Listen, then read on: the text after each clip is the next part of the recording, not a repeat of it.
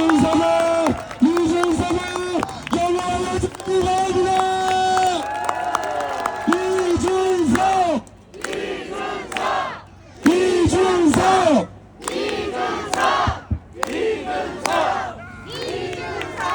예, 안녕하세요. 방금 전에 천하람 위원장님 와서 분위기 다 띄워놓고 갔는데 우선 좀 시키고 시작해야 될 것 같습니다. 이제 보통 평소에는 편하게 천하람 위원장을 호칭하고 이렇게 하는데 이렇게 먼저 말하고 시작하겠습니다. 야, 나 안 죽어. 절대 죽지 않겠습니다, 여러분. 박수 부탁드리겠습니다.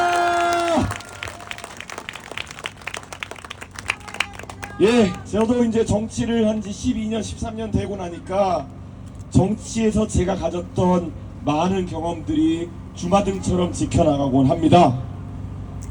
그런데 제가 한 가지 전국을 다니면서 이제 정치를 바라보다 보면은 대한민국의 굵직굵직한 정치적 여정마다 정말 이상하리만큼 특징적인 현상들이 있었습니다.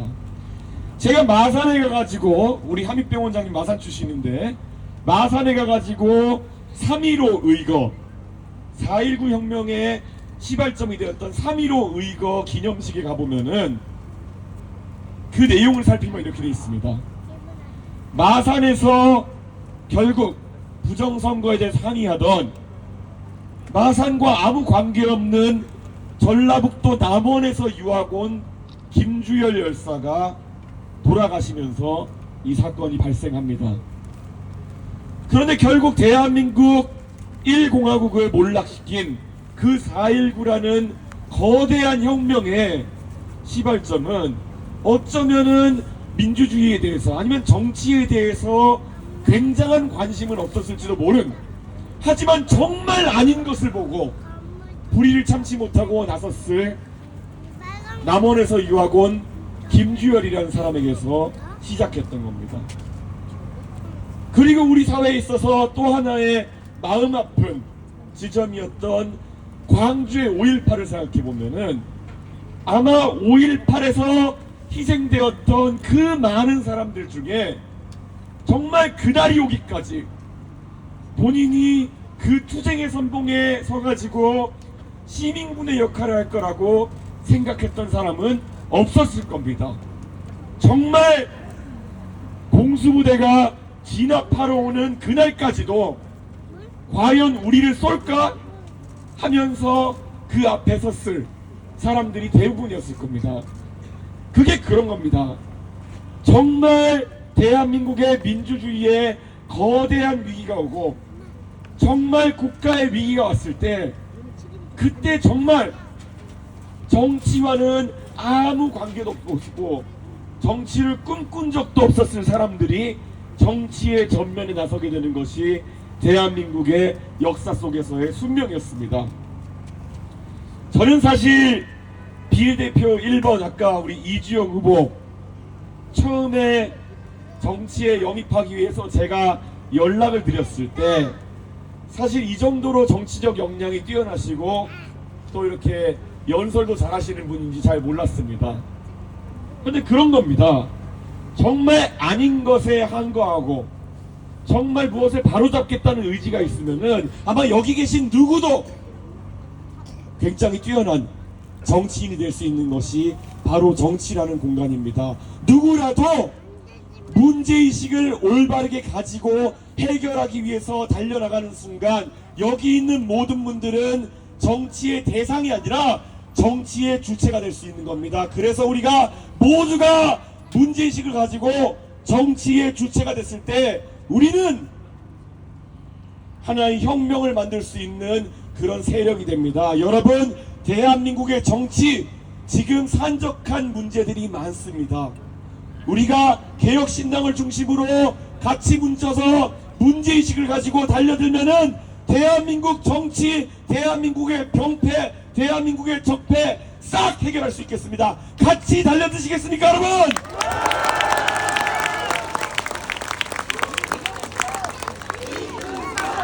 이준석! 언론에서 윤석열 정부가 지금 실정을 거듭하자 결국 이번 선거는 윤석열 정부를 심판하는 선거가 될 것이라 라는 예측을 합니다. 저는 그 분석에 대해서 어느 정도 동의합니다. 그런데 지금까지 그러면은 가장 윤석열 정부에 대해서 구체적이고 또 용기 있게 지적해왔던 사람들이 누군가를 생각해 본다면 저는 단언코 저는 우리 개혁신당의 주축 멤버들이 바로 가장 용기 있는 지적을 했던 사람들이다 이렇게 생각합니다. 왜 그렇습니까? 우리 개혁신당의 멤버들은 모두 다는 아닙니다만은 원래 지난 대통령 선거에서 여당에 소속되어 있던 인물들이었습니다. 그런데 대통령의 권력이 가장 세다고 하는 임기 1년 차에 우리가 조금만 고개 숙이면은 어쩌면 대통령에게 받아먹을 것도 많았을 것이고 어쩌면 한 통속이 되어가지고 해먹을 수도 있었을 겁니다. 그런데 우리는 그럴 용기가 없었습니다. 우리는 국민을 배신할 용기가 없었습니다. 그렇기 때문에 우리는 국민의힘에서 가지고 있던 모든 자산을 모든 정치적 영광을 포기하고 나와서 찬 곳에서 시작하기로 했습니다. 왜 그렇습니까? 적어도 우리가 정치하는 데 있어서 버리고 싶지 않았던 것은 우리 스스로에 대한 그리고 국민에 대한 떳떳함이기 때문이다 여러분.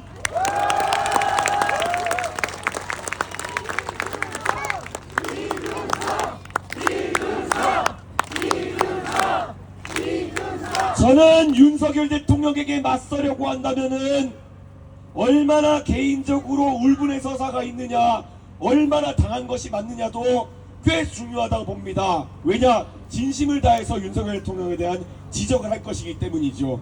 하지만 무엇을 가지고 정확히 알고 무엇을 바로잡으려 하는가를 아는 것도 굉장히 중요하다는 생각을 합니다. 저는 최근에 조국 전 장관께서 하시는 말씀 많이 들었습니다. 조국 전 장관과 윤석열 대통령, 한동훈 위원장 간에 어떤 서사가 있는지는 대한민국 국민들이 잘 이해하고 있습니다. 그래서 저도 조국 전 장관이 윤석열 대통령에게 지적하는 그 모습은 어쩌면 마음 깊은 곳에서 우러나는 진심일 거라는 생각을 합니다. 하지만 열심히 때리는 것과 잘 때리는 것은 조금 다르다는 생각을 합니다. 지금 만약에 우리가 다시 시계를 5년 전으로 돌려가지고 검찰청 건물에다가 레이저로 검찰개혁 쏘고 이러던 문화로 돌아간다 그러면은 우리는 대한민국 정치 다시 5년 전으로 돌리는 겁니다. 태극기 부대는 광화문에서 모이고 그 다음에 검찰개혁 부대는 서초동에서 모이고 이런 식의 정치로 해결되지 않았던 것이 지난 대한민국 5년의 정치 아니었겠습니까? 개혁신당은 이것을 단호하게 거부하겠습니다. 오히려 멋지게 우리 개혁신당의 후보들이 의원이 돼가지고 실력으로 능력으로 윤석열 정부가 잘못하는 것을 그 폐부를 찌르고자 합니다. 여러분 개혁신당의 이러한 방식 응원해 주시겠습니까 여러분?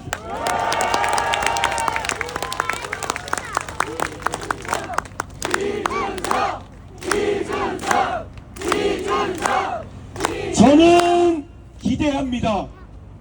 여러분께서 만약 우리 비례대표 후보 1번 이주영 후보를 국회의원으로 만들어주신다면은 윤석열 정부가 지금 총선을 앞두고 급조해낸 의대 증원 2,000명의 문제, 이것이 얼마나 국민들의 생명을 담보로 한 위험한 정쟁이었는지를 정확하게 논리적으로 날카롭게 지적해낼 것이라 생각합니다. 이런 문제들 지금까지 윤석열 정부에서는 국민 감정을 이용해서 정쟁화하려고 해왔습니다. 이런 부분을 지적하면은 역시나 편가르기 논리밖에 없었습니다. 너 의사 편이지? 이렇게 물어가지고 입을 막으려는 하는 시도 정말 비열한 시도였습니다. 결국 대한민국에서 이런 것들을 바로잡으려면은 누군가는 국회 상임위장에서 똑똑한 모습 보여야 되는 거 아니겠습니까 여러분?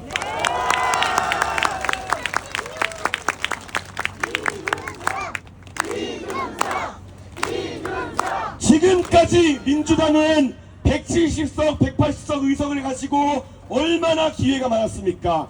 윤석열 대통령이 잘못된 길로 가고 있을 때 법사위에 제대로 된 의원들만 앉혀놨어도 그 멍청이 같은 철험해라고 하는 사람들이 이상한 질문하고 한동훈 장관에게 이모가 있느니 없느니 뭐 이런 질문을 하면서 웃음거리만 되지 않았다면은 아마 우리는 대한민국이 이 꼴 이 짝이 나는 것을 보지 않아도 되었을 것입니다. 멍청한 의원들이 대정부 질문 하나 똑바로 못해가지고 한동훈 법무부 장관에게 배팅볼 던져주면서 그 사람을 지금 갑자기 지도자로 만들어버린 거 아닙니까? 저는 윤석열 정부가 저렇게 무식하게 막무가내로 나서면서 대한민국 국정을 마음대로 하는 것은 절반은 윤석열 대통령의 정치에 대한 몰이해요. 나머지 절반은 민주당의 문명이었다 이렇게 생각합니다. 맞지 않습니까 여러분?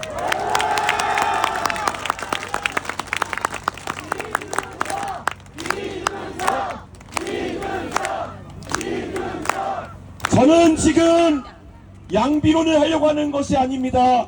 저는 그러나 지적합니다. 여당 역할을 못했던 여당, 제1야당 역할을 못했던 야당, 둘 다 이번에 싹 쓸어버려야 되지 않겠습니까 여러분?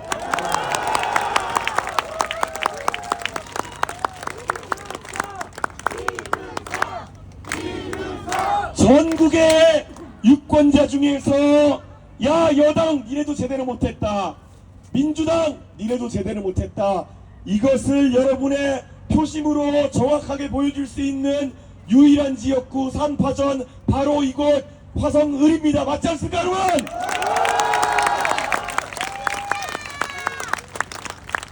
여러분의 높은 민도로, 여러분의 높은 정치의식으로 이 절호위기를 놓친다면은 우리가 어떻게 대한민국의 위기 앞에선 대한민국의 진정성 있는 국민이겠습니까? 적어도 우리 모두가 투표장으로 달려가서 우리가 가진 가장 강력한 무기, 우리의 투표용지로 역할을 다하지 못했던 정치 세력들에게 정말 준엄한 심판을 내려야 되는 거 아니겠습니까 여러분?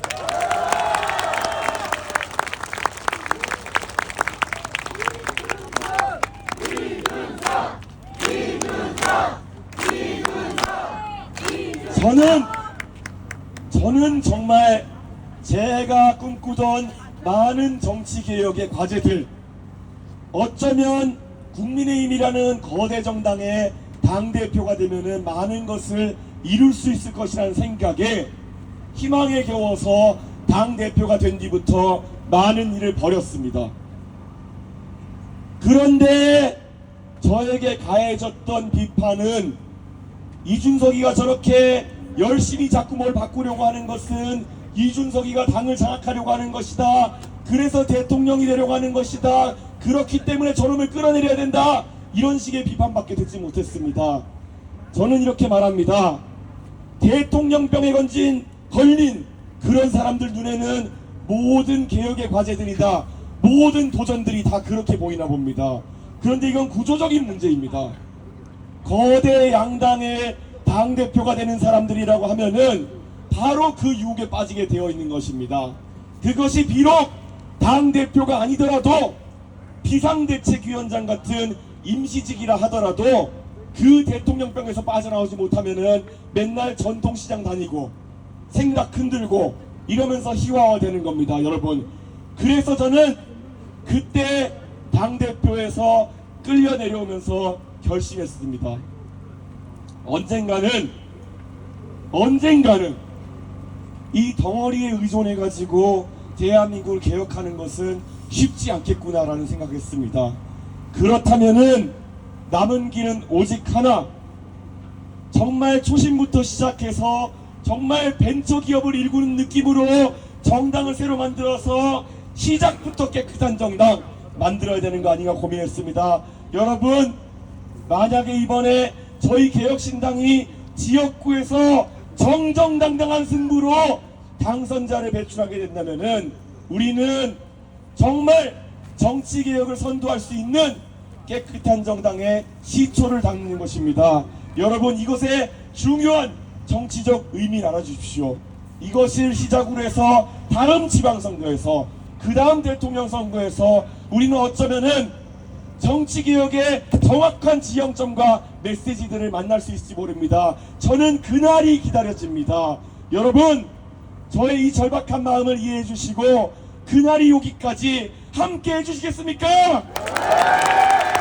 이준석!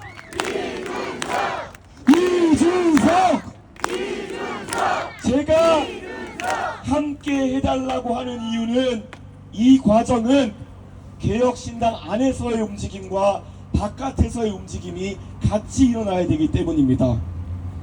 제가 참 국민의힘에 덧정 떨어진 이유가 뭐냐 하면은, 초등학교 4학년 때 제가 따개비 한문수고라는 책에서 배웠던 한문수고를 썼다는 이유로 저에게 징계가 떨어졌을 때, 이 당은 도대체 개념이 있는 당인가 하는 생각이 들었습니다. 양두구육 썼다고 해가지고 어떻게 사람을 양에 비유할 수 있느냐, 개에 비유할 수 있느냐, 그래서 징계받았습니다. 그렇게 말씀하신 분이 지금 이철규 의원이라는 그 당의 윤핵관이라는 실세입니다. 그분이 과연 지적인 능력이 딸려서 그랬는지 모르겠지만은 결국 그 정도 수준의 방법밖에 못 쓰는 당에게 미래는 없다고 생각했습니다. 오늘 저는 그래서 또 다른 한자 성어를 쓸까 생각합니다. 우리가 개혁을 이뤄내기 위해서는 안에서의 노력들과 밖에서의 노력들이 같이 돼야 됩니다. 병아리가 알을 깨고 나오려 그러면은 안에서 쪼는 느낌도 있어야 되고 밖에서 부리로 쪼아가지고 껍데기를 동시에 깨야 됩니다. 이거를 한자성어로 줄탁동기라고 할 겁니다. 그런데 이 줄탁동기의 과정이라는 것은 정말 어렵습니다. 왜냐? 우리가 알을 깨려고 노력하는 순간 사실 밖에는 많은 포식자들이 어떻게든 이 깨어난 병아리를 잡아먹으려고 노리고 있습니다. 제가 예전에 당대표가 되었을 때 가장 먼저 나왔던 기사가 뭔지 아십니까? 자전거를 타고 출근했다. 그 전까지는 여러분이 아마 어딘가 KBS 다큐멘터리를 보면서 왜 북유럽의 국회의원들은 자전거를 타고 출근할까? 정말 멋있다. 이렇게 한번 생각해 본 적 있을 겁니다. 그런데 우리나라에서 그렇게 자전거를 타고 국회의사당 들어가면은 바로 상대당에서 공격이 들어옵니다. 쇼하지 마라 이 자식아 라고 공격 들어옵니다. 그런 식으로 비열하게 들어오는 공격이 있기 때문에 정말 위험한 것이고, 그 알을 지키기 위해서 정말 많은 노력이 필요하다는 말씀을 드리고 싶습니다. 정치개혁이라는 거 정말 기득권이 쳐놓은 그물이라고 하는 것은 너무 오밀조밀해서 우리가 이걸 뚫고 나갈 수 있을지 의문이 들 정도이기도 합니다. 이 자리에서 지금 방금 전에 격정적인 사회를 보면서 분위기를 띄웠던 우리 이기인 비례대표 6번 후보에 대한 이야기를 해보고 싶습니다.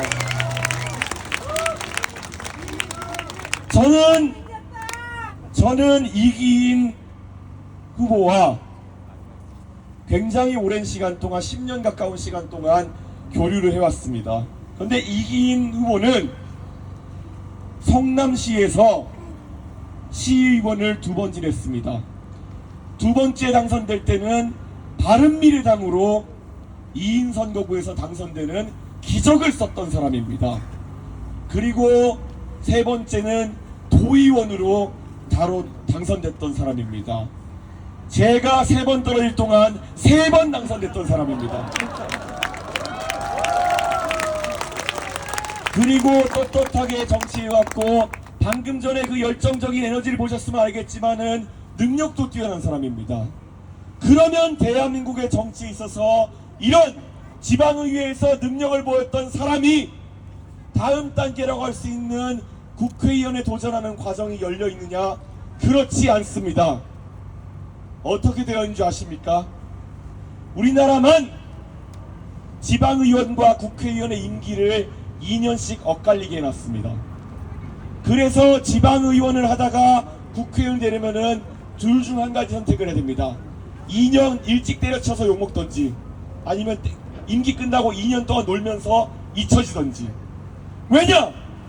국회의원들 입장에서는 젊고 능력 있는 참신한 젊은 지방의원이 나한테 기어오르는 것을 구조적으로 막아버리는 것이 유리하다고 생각하기 때문에 그렇습니다. 이런 것들 다 뜯어내야 되지 않겠습니까, 여러분?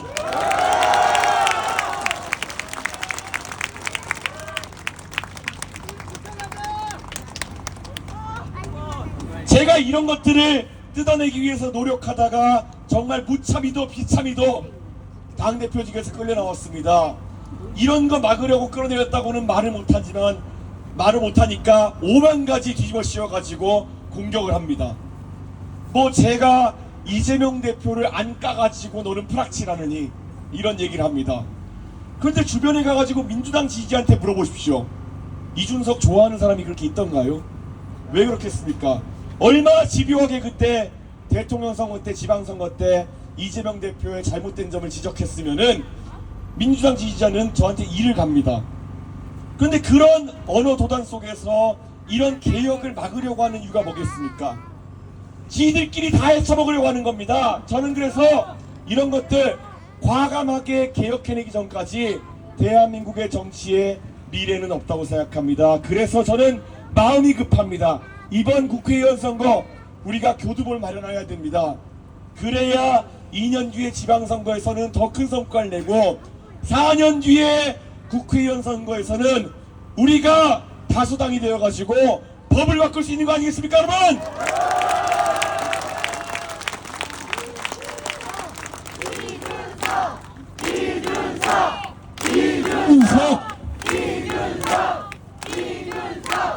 마음이 급합니다. 저 정말 마음이 급합니다.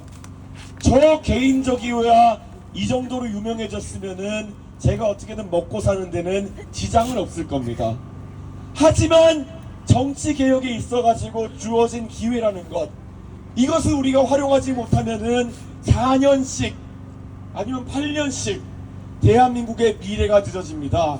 아까도 이야기했지만은 우리만의 미래가 아닙니다. 바로 이 동탄에서 유모차에 타고 있는 아이들의 미래일지도 모릅니다. 여러분 자녀들의 손자 손녀들의 미래일지도 모릅니다. 이것이 더 길어져서 12년, 16년, 20년 이렇게 되면은 우리는 지쳐가지고 쓰러지는 겁니다. 그래서 저는 이 자리에서 간곡하게 호소합니다. 이번에 개혁신당 교두보를 적어도 마련하지 않겠습니까, 여러분?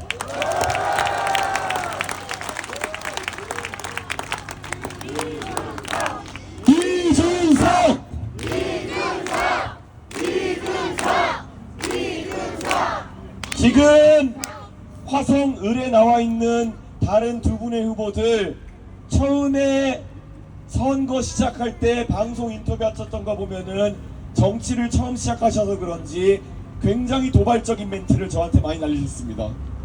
한 후보는 저한테 3% 따위의 정당의 대표라고 말했습니다.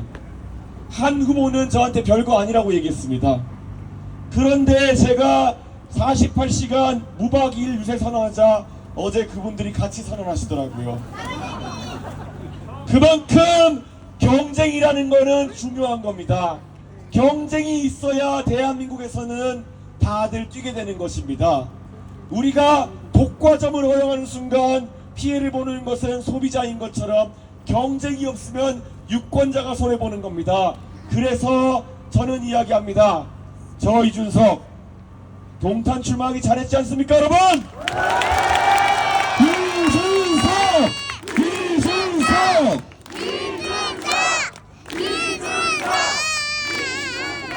개혁신당은 이미 동탄을 바꾸고 있습니다. 동탄의 지금까지 정치 문화가 정적이었고 무엇보다도 체념적이었다면, 왜냐? 파란당은 공천만 되면 당선이다. 빨간당은 공천돼도 낙선이다. 이 두 가지가 공존하는 상황 속에서는 누가 열심히 하려고 하겠습니까? 이 구도를 깨기 위해서 저 이준석이었고 지금까지는 작전 성공 아닙니까, 여러분?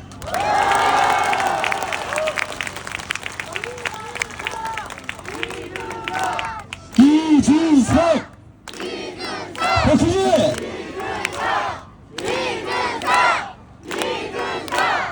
제가 이렇게 이야기합니다. 오늘 지금 이제 8시 41분입니다. 놀랍게도 24시간 뒤에는 출구조사 결과가 발표되어 있을 겁니다.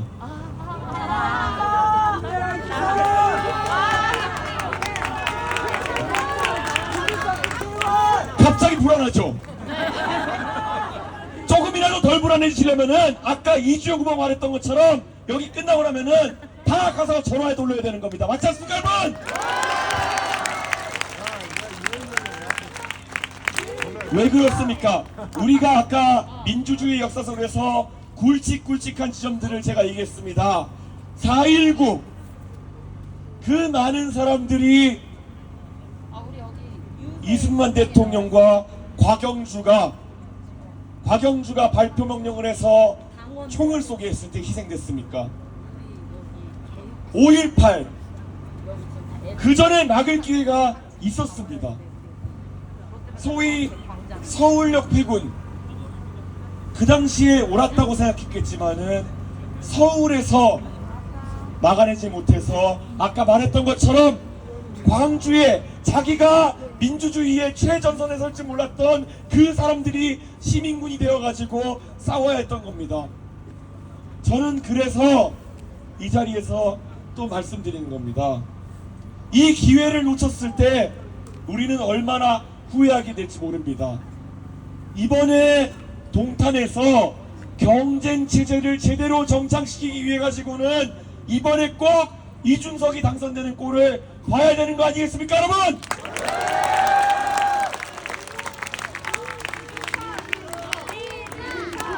더 크게! 더 크게!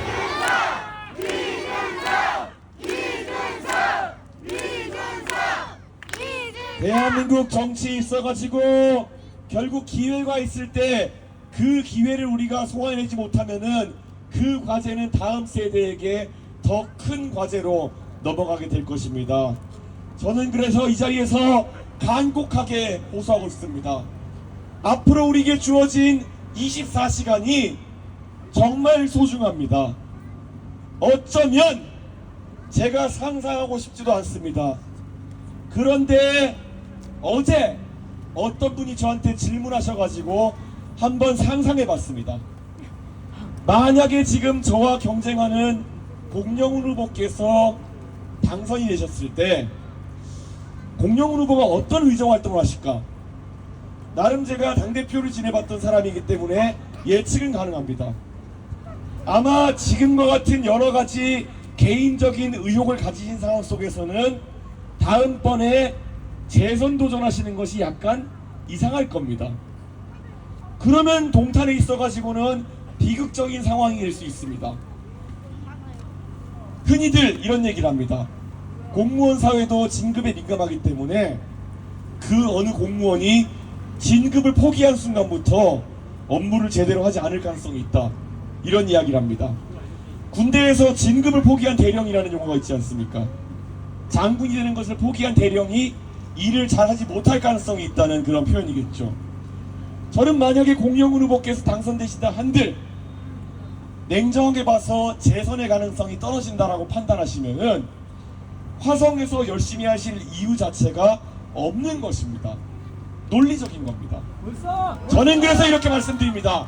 이번에 주변에 한번 말씀해 보십시오. 이번에 우리는 화성에서 동탄에서 적어도 문제없이 아이들과 함께 성장하면서 호흡하면서 더 큰 정치를 꿈꿀 수 있는 잘해서 진급하고 싶은 그런 국회를 만들어야 되는 거 아니겠습니까, 여러분? 이준석!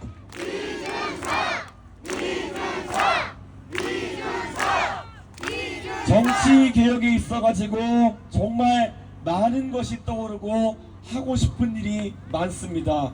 그리고 거기에 더해가지고 동탄 구석구석을 돌아볼 때마다 제가 처음에 동탄 오면서 말했던 것처럼 이 동탄 시도시에 올라가는 콘크리트만큼이나 부족한 문화, 그리고 교육, 그리고 우리가 향유할 수 있는 그런 여러가지 시설들 더 보강해 넣어야 되는데 이런 일들 마음이 급합니다.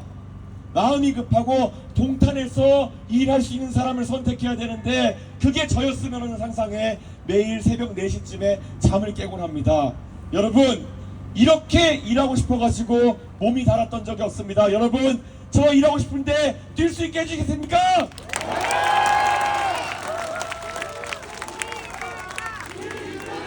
더 크게! 더 크게!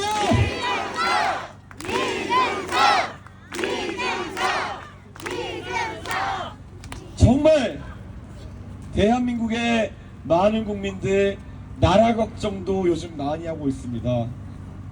그런데 정말 저는 더 걱정인 것이 있다면은 이 나라 걱정에 대한 해법으로 나오는 세력들이 더 걱정스럽다는 겁니다.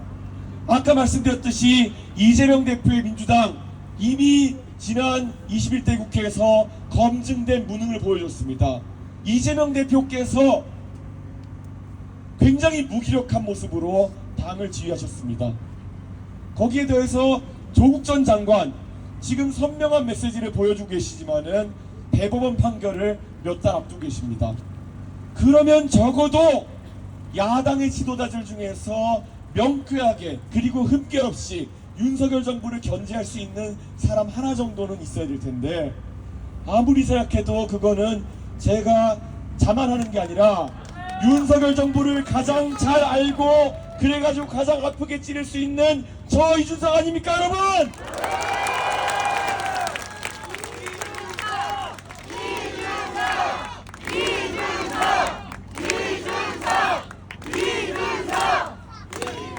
그냥 주변에서 아직까지 마음을 정하지 못했던 사람들에게 설득할 수 있는 여러 가지 방법으로 냉정하게 만약에 윤석열 정부가 조금은 더 견제되었으면 좋겠다 라고 생각하는 화성시 의뢰 한 75% 정도 되는 사람들을 설득하시려면은 이렇게 물어주십시오.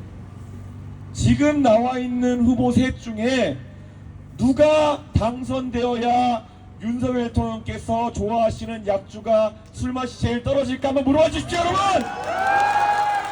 이준석!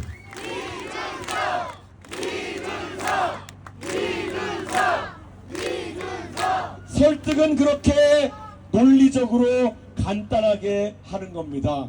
누가 당선되어야 윤석열 대통령의 술맛이 떨어질까? 누가 당선되어야 윤석열 대통령이 자다가 이불을 박차고 일어나실까? 누가 당선되어야 뭔가 정책을 내기 전에 한 번이라도 더 고민해가지고 책 잡히지 않을까? 그런 고민을 하게 만드는 사람 기호 1번입니까? 기호 2번입니까? 기호 7번입니까?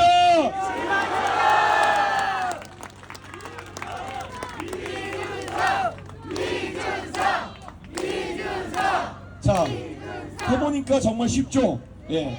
자, 다시 한번 하겠습니다. 윤석열 대통령의 술맛을 떨어뜨리고 윤석열 대통령이 자다가 일어나게 만들고 윤석열 대통령이 이상한 행동하기 전에 한 번쯤 곱씹어보게 만드는 사람, 그게 바로 여러분이 정치의 영역에서 기대하는 이준석의 능력 아니겠습니까 여러분?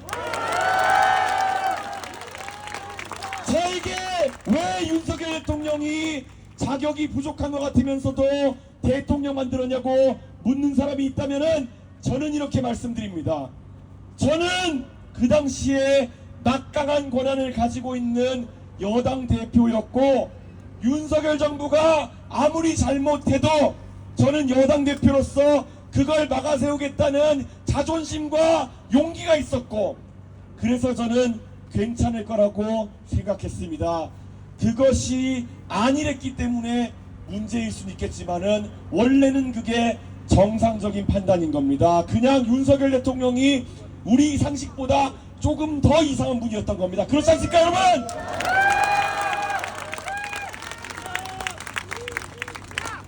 저는 그렇기 때문에 지금은 이제 떳떳하게 이렇게 말씀드립니다.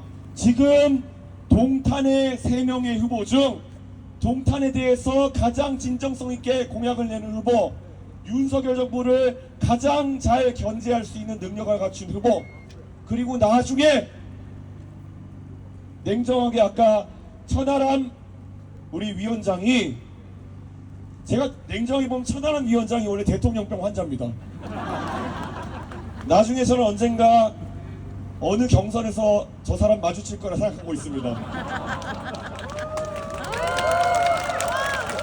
그런데 적어도 나중에 경쟁하는 건 둘째치고 이 화성 바닥에서 나중에 그래도 가장 큰 거 노려볼 수 있는 사람 기호 1번입니까? 2번입니까? 7번입니까 여러분?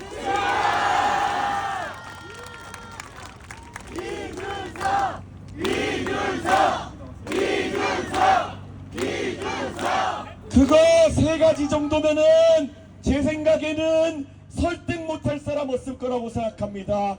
그냥 재밌잖아요. 그 세 가지로 한번 설득해 보십시오.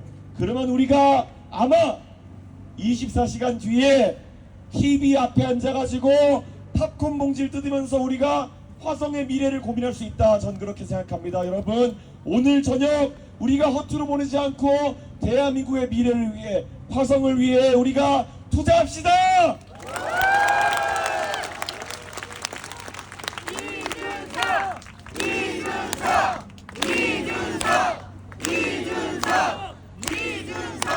제가 요즘 유세차를 타고 돌아다니면서 가장 즐거운 거는 그래도 이 아이들이 저를 굉장히 좋아해 준다는 겁니다. 네.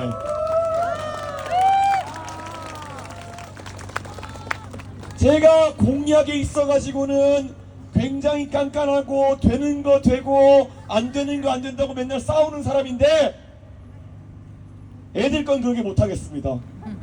애들이 운동장에서 뛰어놀다가 저한테 유세차 지나가면 손을 흔들면서 뛰어와가지고 운동장 잔디 좀 바꿔주세요 이렇게 얘기하면은 어떻게 그걸 거절하겠습니까? 예.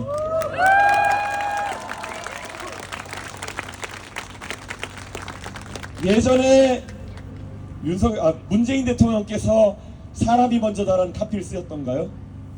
제가 그래서 동탄에서 정치하면서 적어도 앞으로 제가 가치관으로 가져가고 싶은 것은 딱 이겁니다. 저에게 앞으로 여러가지 우선순위가 생길지 모르겠습니다. 하지만 이 원칙 하나는 명확하게 하겠습니다. 아이들의 미래가 먼저다. 어떻습니까 여러분?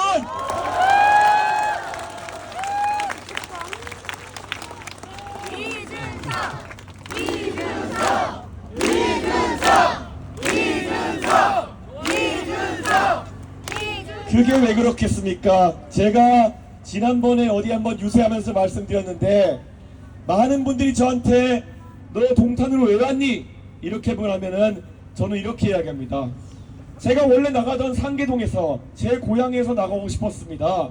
그런데 그곳에 나가면은 제가 지금까지 같이 생사고락을 함께 했던 당원들과 색깔이 다른 옷을 입고 마주쳐서 부딪히게 되는 것이 너무나도 싫었다고. 그래서 정말 제 고향 상계동과 너무나도 닮아있는 곳을 찾아서 동탄에 왔다 이렇게 말씀드렸습니다. 30년 40년 전에 상계 신도시였던 제 고향, 그 당시에 허허벌판에 아파트 세워가지고 4호선 종점에 화이트 칼라들이 자녀 교육 한번 잘 시켜가지고 신분 상승해보겠다고 모였던 그 동네의 성장을 너무 잘 알고 있는 저이기 때문에 지금 배드타운이 되어버린 제 고향 상계동보다는 조금 더 아이들에게 나은 것을 주고 싶어가지고 제가 할 일이 있고 싶다는 생각에 이 동탄을 골랐습니다. 그래서 약속드립니다. 적어도 이 아이들에게 상계동에서 어릴 때 교육 하나 믿고 자라가지고 좋은 대학에 그래도 국비장학생으로 갔다 오고 그리고 제1야당 그리고 여당이 되었던 당의 당대표까지 할 수 있는 대한민국은 적어도 아직까지 기회의 사다리가 열려있던 나라입니다. 저는 앞으로 제가 정치하면서 이 기회의 사다리가 동탄의 모든 아이들에게 열려있도록 최선을 다하겠습니다. 만약 그것이 사다리가 무너진다면은 저는 제가 정치하는 이유를 상실하는 것이고 제 존재의 이유를 상실하는 것입니다. 여러분 저와 함께 아이들의 그 사다리, 아이들의 꿈을 지키는 길에 함께 해주시겠습니까? 이준석! 이준석! 그 사다리를 지키는 것이 중요하고, 제가 유세 현장마다 가서 이야기하지만 상징적인 결과물은 아마 10년, 20년 뒤에 나올 겁니다. 제가 상계동에서 유세차를 탔을 때마다 했던 말이 있습니다. 1985년에 태어난 저는 상계 신도시가 태어나던 그때에 태어났기 때문에 상계동 1세대였습니다.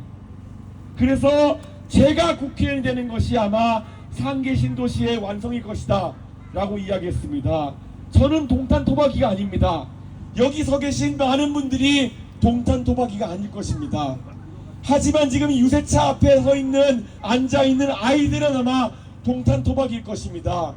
동탄 토박이, 이 아이들이 동탄에서 자라가지고 나중에 동탄의 유세차가 돼가지고 동탄의 국회의원이 되기 위해 가지고 경쟁하는 그날이 바로 이기 신도시, 동탄 신도시의 완성을 의미하는 날이 될 것입니다. 그때까지 함께 해주시겠습니까, 여러분?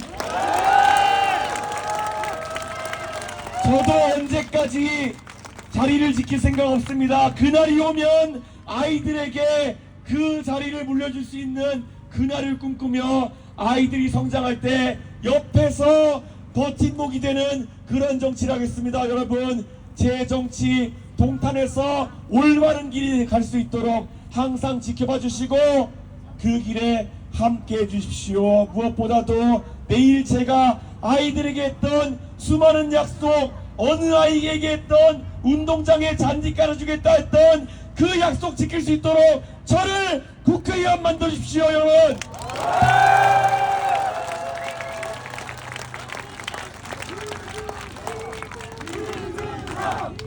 그렇게 했을 때 제가 이렇게 말씀드립니다. 그렇게 했을 때 대한민국은 동탄에 놀랄 것이고, 그리고 동탄은 4월 11일 모든 일간지의 일면을 먹을 것입니다. 그렇지 않습니까, 여러분?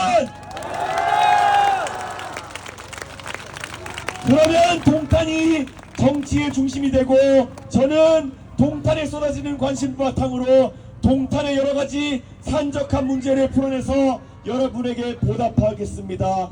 여러분, 오늘 밤 함께 만들어 봅시다. 감사합니다.